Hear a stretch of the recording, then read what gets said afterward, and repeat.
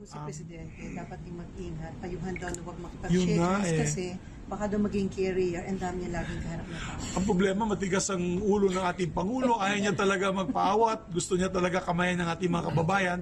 Ang nandun na lang po sa off the record na lang yung matigas ang ulo. Baka pagalitan. But put it in the proper context when I say that. The proper context is ayaw niya magpaawat sa pagkamay ng kanyang mga kababayan. I think now it's up to the PSG. It's up to the PSG to make sure that the crowds stay a safe distance at tinatawag dyan social distancing sa ating Pangulo. Dahil napaka-delikado pag siya po'y matamaan. Sasampalin lang siya yung virus.